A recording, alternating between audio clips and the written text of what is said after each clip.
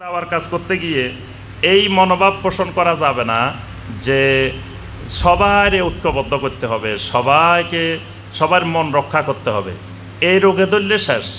বাংলাদেশে এরকম রোগী অনেক আছে, পপুলার রোগী আছে, মানে লক্ষ লক্ষ কোটি কোটি তার ভিউয়ার্স, কিন্তু বড় ধরনের একটা রোগ ঢুকে আছে, সেটা হলো জনপ্রিয়তার রোগ।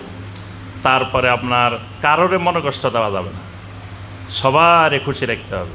দেওবন্দিও খুশি রাখতে হবে, বেরেলভিও খুশি রাখতে হবে, রেজবিও খুশি রাখতে হবে, আহলে হাদিসও খুশি রাখতে হবে।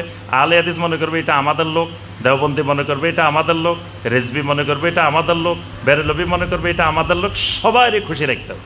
তাহলে আমার ফাউন্ডেশন হবে সবচেয়ে বড়, ফাউন্ডেশনে আসবে কোটি কোটি ডলার, বাস আমি হয়ে যাবো বাংলাদেশের সবচেয়ে বড় দানশীল, সবচেয়ে বড় কাজ করার।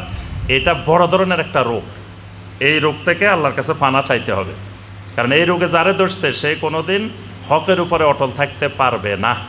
কারণ কোনোদিন পৃথিবীর সব মানুষকে সন্তুষ্ট রেখে হকের উপরে অটল থাকা যায় না। এই জন্য দেখবেন মাসালা কয়দিন পর পর পরিবর্তন হয়, আগের মাসালা পরের মাসালা পরিবর্তন হয়।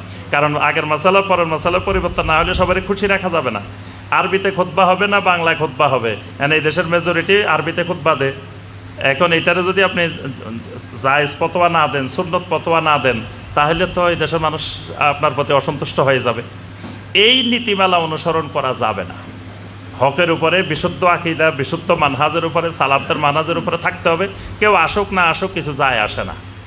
আমি ফেনীতে মাদ্রাসা দিয়ে তো আমি ঘোষণা দিয়ে দিছি যে এটা আলে হাদিস মাদ্রাসা, এটা স্পষ্ট।